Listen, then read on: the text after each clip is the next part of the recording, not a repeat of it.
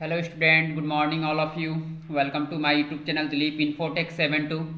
जैसे इसके पिछले वीडियो में हम लोग यूनिट 3 का बी पढ़े थे लोग। आज हम लोग यूनिट 3 का ही सी चैप्टर पढ़ेंगे लोग, ठीक है। तो चलिए सबसे पहले हम लोग ये देखते हैं कि यूनिट 3 का सी में पढ़ना क्या है, ठीक है। तो यूनिट 3 के सी में हम लोग को पढ़ना है लॉजिकल फंक्शन, ठीक है। तो लॉजिकल फंक्शन आखिर ये है क्या, ठीक है। तो ये हम लोग देख रहे हैं लोग, इसमें दिया गया है सबसे पहले इफ फंक्शन। इफ फंक्शन में दे रहा है कि the if function determine that whether the condition is true और फॉल्स, ठीक है। आप लोग को पता होगा कि ट्रू मीन्स सही होता है और फॉल्स मीन्स गलत होता है, ठीक है। ट्रू मीन्स सही हो गया, फॉल्स मीन्स गलत हो गया। If contains the different number of value with a condition and finally provide a result that satisfied, ठीक है। जैसे कि हम लोग क्या करते हैं लोग कि एक टेबल जनरेट करते हैं लोग, ठीक है। उस टेबल में एक मार्कशीट तैयार करते हैं लोग और मार्कशीट में हम लोग टोटल नंबर वगैरह अपना ऐड करते हैं लोग, टोटल नंबर हम लोग जोड़ लेते हैं लोग। उसके बाद अगर उसका रिजल्ट अगर हम लोग को देखना होता है, ठीक है, तो हम लोग उसका रिजल्ट डिवीजन आसानी से अपना निकाल सकते हैं लोग, ठीक है। जैसे हम लोग मैट्रिक का एग्ज़ाम देते हैं, इंटर का एग्ज़ाम देते हैं, तो जब हम लोग का रिजल्ट आता है तो नंबर के अकॉर्डिंग हम लोग का डिवीज़न निकलता है कि हम फर्स्ट डिवीज़न से पास हुए हैं, सेकंड है, थर्ड है या फेल है, ठीक है। तो उसी के अकॉर्डिंग हम लोग क्या कर सकते हैं, एक फार्मूला डाल के हम लोग अपना डिवीज़न जनरेट कर सकते हैं लोग, डिवीज़न निकाल सकते हैं लोग कि हम फर्स्ट से पास हैं, ये सेकंड है या थर्ड है या फेल है। तो इसको डिवीज़न निकालने के लिए यहाँ फार्मूला लिखा गया है आपका कि इक्वल टू इफ और यहाँ लिखा गया H2। तो H2 ये एक लॉजिक है लिखना, ठीक है। ऐसा नहीं ये फार्मूला का ही रूप है। ये लॉजिक ये है कि जहाँ हम लोग का टोटल नंबर रहता है उस टोटल नंबर का सेल का रेंज ये लिखा गया है H2, ठीक है। अगर आपका टोटल नंबर, ठीक है, अगर G2 में रहता है, F2 में रहता है, F3 में रहता है, G3 में रहता है, तो वहाँ वही सेल रेंज आपको देना पड़ेगा, ठीक है। वहां आपको वही सेल रेंज देना पड़ेगा। उसके बाद यहाँ दिया गया है greater than equal than 300। Greater than का मतलब होता है बढ़ते क्रम, ठीक है। यानी 300 से आपका अधिक नंबर आता है तो आप फर्स्ट डिवीजन से पास करते हैं। यानी 300 से आपका अधिक नंबर आता है तो आप फर्स्ट डिवीजन से पास करते हैं। फिर सेम यही कंडीशन आपका सेकंड डिवीजन वाला में लगाया गया है कि if function symbol H2 greater than equal to 225, यानी हम लोग 225 से लेकर 299 के बीच में अगर नंबर आता है तो हम लोग सेकंड डिवीजन से पास करते हैं। यानी 225 से लेकर अगर 299 के बीच में अगर हम लोग का नंबर आता है तो हम लोग सेकंड डिवीजन से पास करते हैं लोग। फिर दिया गया if H2 greater than equal than 150, ठीक है। अगर हम लोग 150 से लेकर 224 के बीच अगर हम लोग का नंबर आता है, ठीक है, तो हम लोग थर्ड डिवीजन से पास करते हैं, ठीक है। उसके बाद दिया गया है कॉमा इन्वर्टेड कॉमा फेल। उसके बाद अगर 150 के नीचे अगर हम लोग का नंबर आता है, वो चाहे एक नंबर नीचे आए या 5 नंबर आए या 10 नंबर आए, तो हम लोग फेल में ही जाते हैं, ठीक है। तो यहाँ से हम लोग को क्या करना पड़ेगा, तो सबसे पहले हम लोग एक डिवीजन निकाल के देखते हैं लोग कि डिवीजन ये निकल रहा है या नहीं निकल रहा है, ठीक है। तो इसके लिए हम लोग को एक एक्सेल का पेज ओपन करना पड़ेगा, ठीक है। तो यहाँ से हम लोग क्या करते हैं लोग, एक्सेल का पेज ओपन करते हैं लोग। एक्सेल का पेज हम लोग का ओपन हो चुका है। तो ओपन हुआ है तो इसके लिए डिवीजन निकालने के लिए आपको सबसे पहले एक मार्कशीट बनाना अति आवश्यक है, ठीक है। तो यहाँ मेरे पास ऑलरेडी यहाँ मार्कशीट बनाया हुआ है। अगर आपके पास मार्कशीट नहीं होगा तो आप खुद का मार्कशीट अपना तैयार कर सकते हैं, ठीक है। हम ऑलरेडी पहले से ही बना के यहाँ पे रखे हुए हैं, आपको दिख रहा है।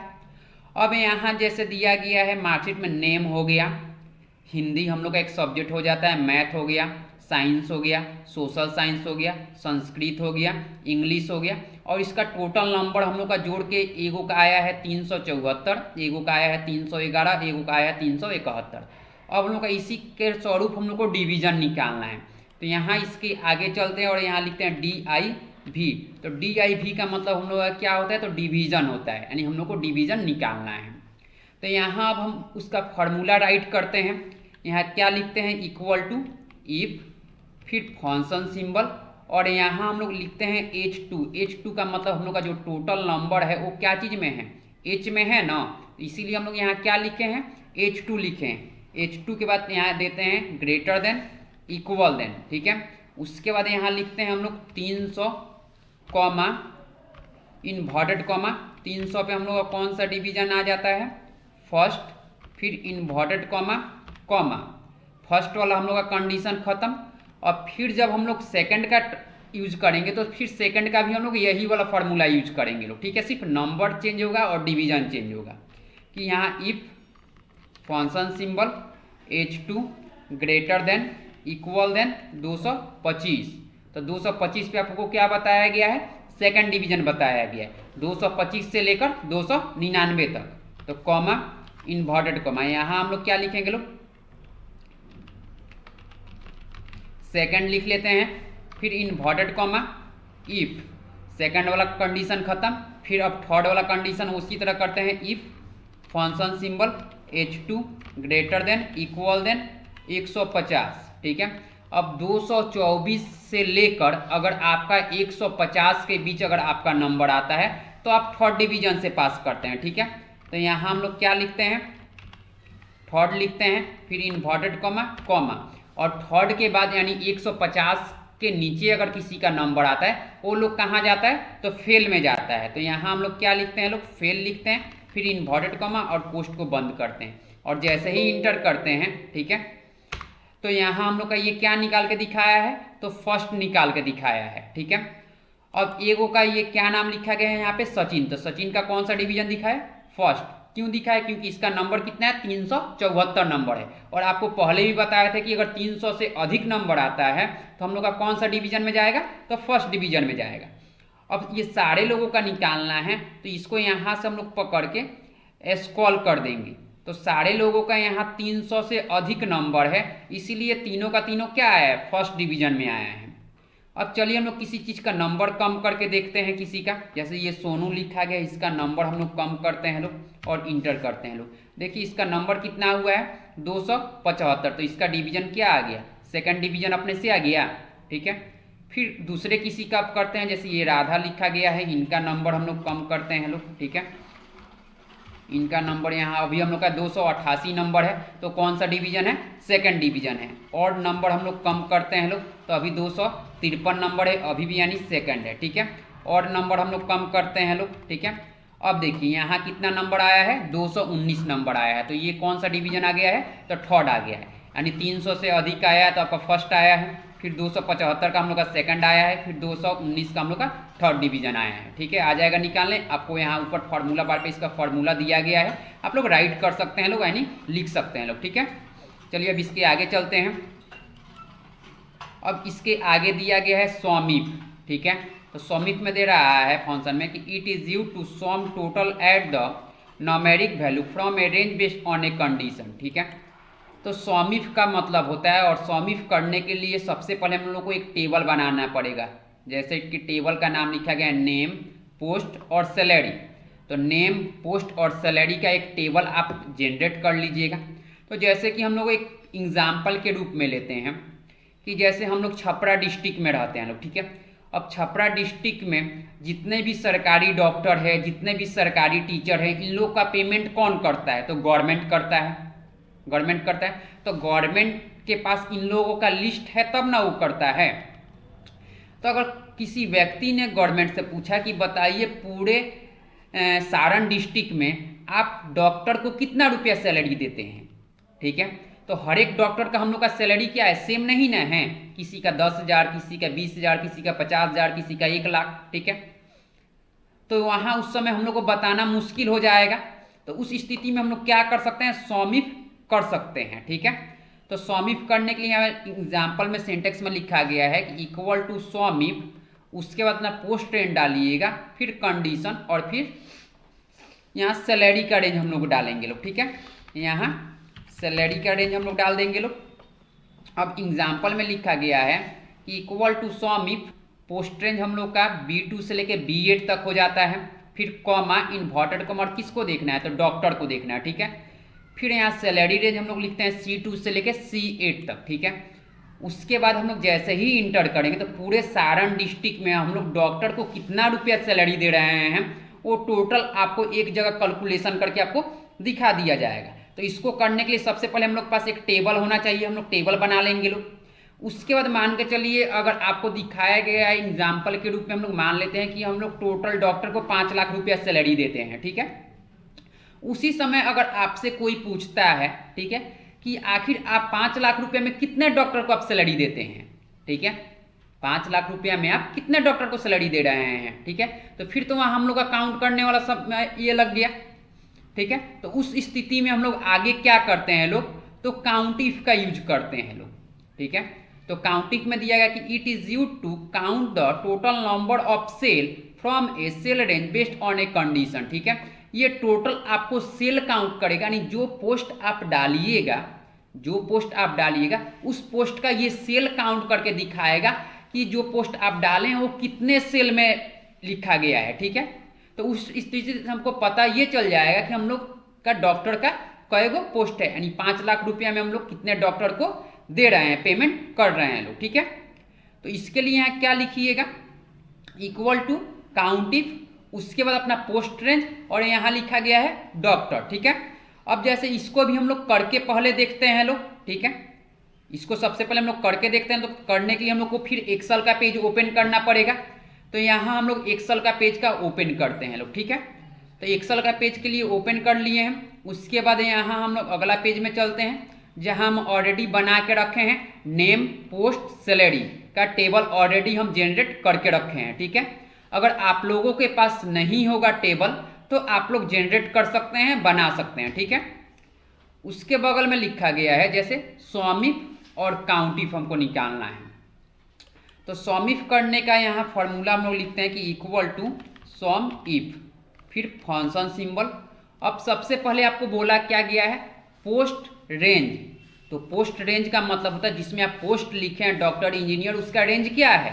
तो यहाँ किस में लिखे हैं, तो बी में लिखे हैं। और बी कहाँ से स्टार्टिंग है, 2 से स्टार्टिंग है पोस्ट रेंज, और कहाँ तक है, B7 तक हम लोग का पोस्ट रेंज है, ठीक है।